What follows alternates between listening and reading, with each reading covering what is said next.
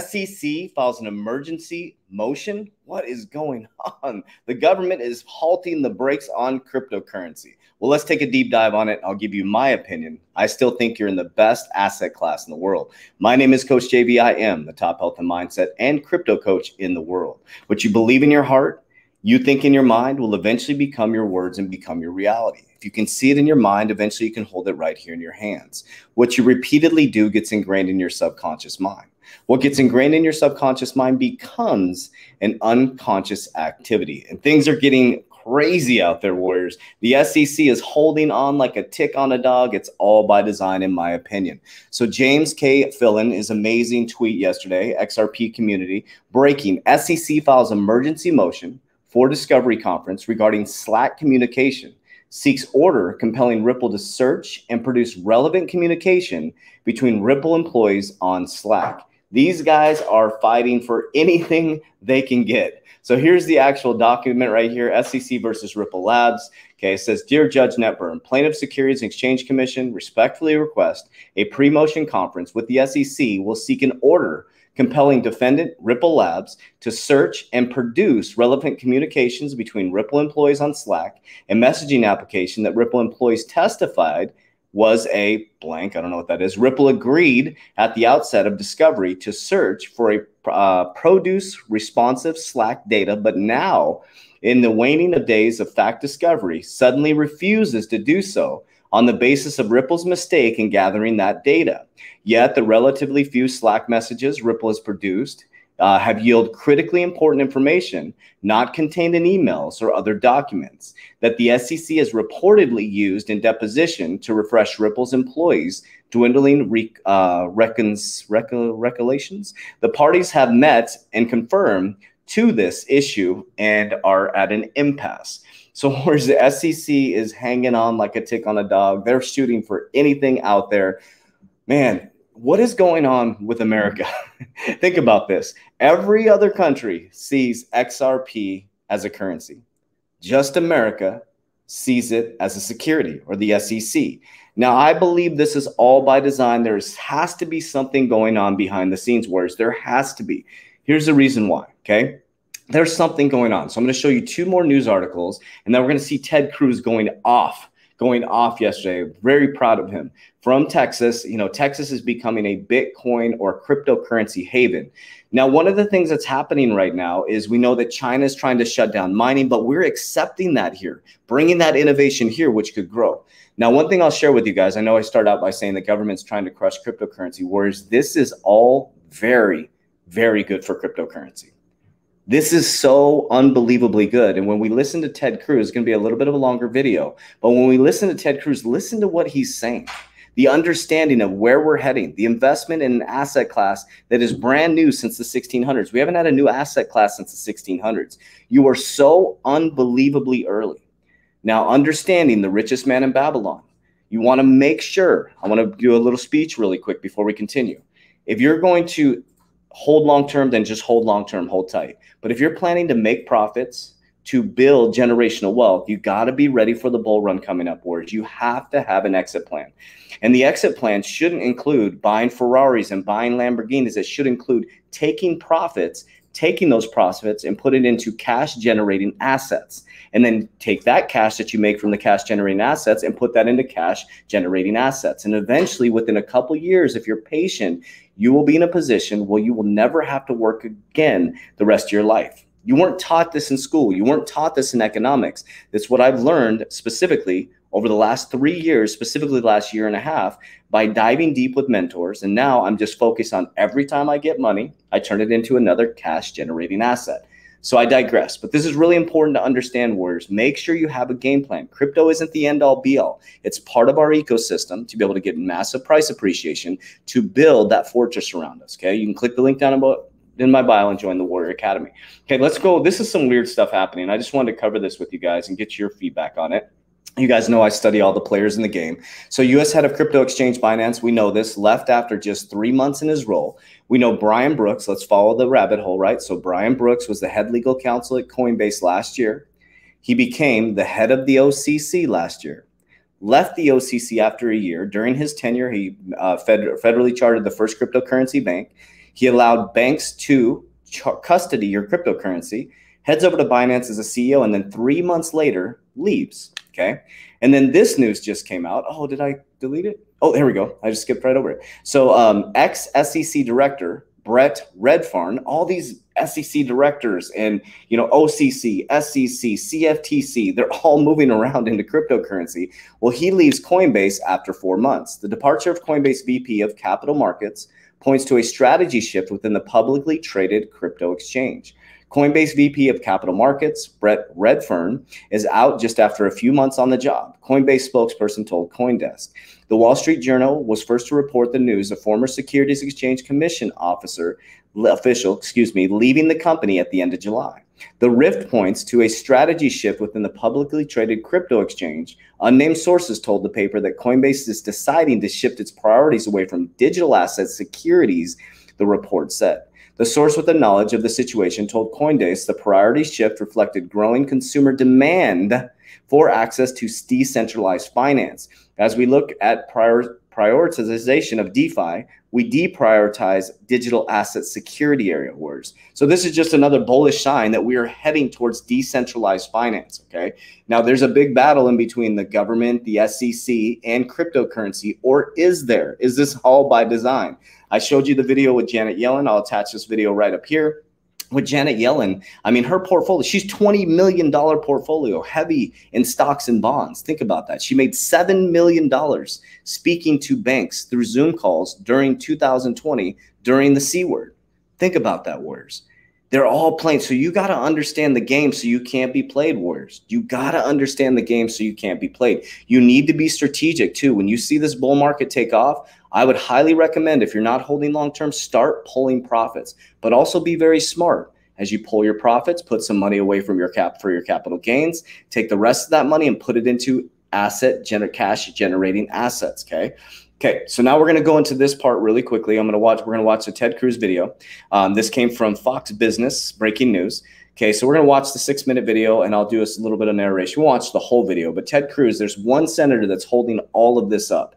Now, this is such an interesting dynamic. Like, the stuff that he says is so unbelievably profound, and it shows you how important this issue is and how much they're talking about it and how much price appreciation we have ahead because it's such a brand new asset class. Let's watch.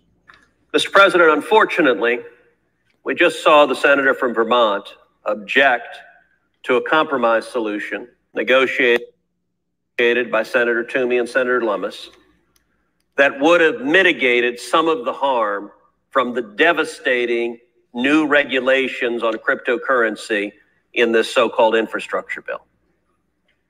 Because the senator from Vermont raised that objection, the status quo right now is these new regulations are going into effect and billions of dollars of value are going to be destroyed. Right now, today, about 106 million people are using cryptocurrencies around the world, according to at least one recent report. The average annual income in the United States for a blockchain developer is $136,000. That represents a steady career, a good income for someone to own a home, to raise a family, to live a good and comfortable life.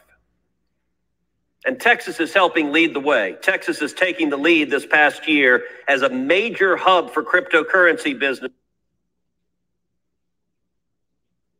and is even being hailed as the cryptocurrency capital. But all of this is under threat.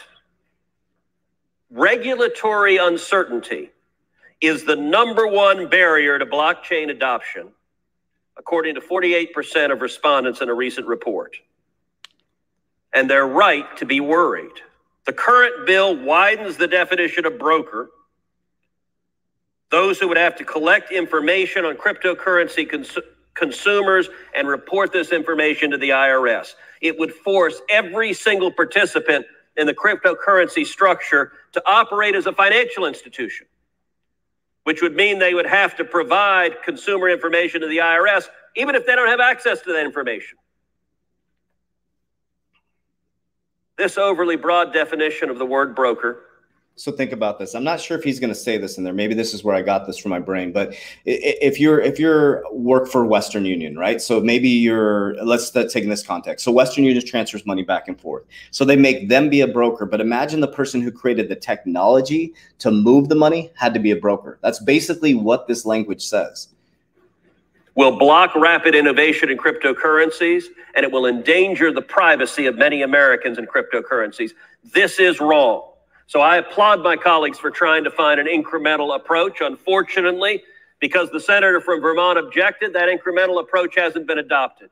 So let's exercise a brief, shining moment of common sense. And let's recognize, if we've gathered all 100 senators in this chamber and asked them to stand up and articulate 2 sentences. This is so important, so important. Listen to this, how early you are. Listen to this. Defining what in the hell a cryptocurrency is, that you would not get greater than 5 who could answer that question. Okay, so what he's about to say is so critical. He said, out of all these senators, you cannot get 5 that can answer the question what a cryptocurrency is, and they're trying to regulate it, and they're trying to come up with regulation. They're throwing these weird words. I mean, what the hell is going on? Who is running this? Given that reality, the barest exercise of prudence would say we shouldn't regulate something we don't yet understand. We should actually take the time to try to understand it. We should hold some hearings. We should consider the consequences. We shouldn't destroy people's lives and livelihoods from complete ignorance. My amendment's very simple. Doesn't add anything new to this bill. It just strikes these provisions. It says, look, let's not do this till we know what we're talking about. Let's be cautious. Let's be reasonable. Let's not be the #1 economic developer for the Communist Party of China by sending cryptocurrencies overseas to our competitors because we've made it impossible for them to succeed here. Accordingly, Mr. President, I ask unanimous consent that notwithstanding adoption of substitute amendment number 2137, that the Cruz amendment number 2466 be agreed to. Is there objection? Mr. President, The senator from Alabama. reserving the right to object, I ask that the senator from Texas modify his request to include my amendment number 2535 dealing with defense infrastructure in this country, and that it be agreed to. Does the senator from Texas agree to so amend? Reserving the right to modify my request.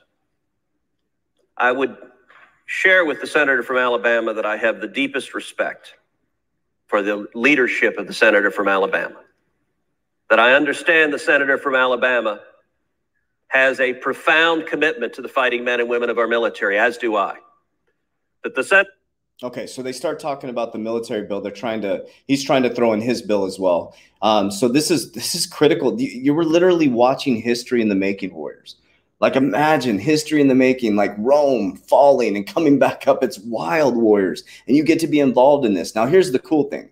Okay, despite U.S. crypto tax plans, institutional investors return to Bitcoin blockchain data.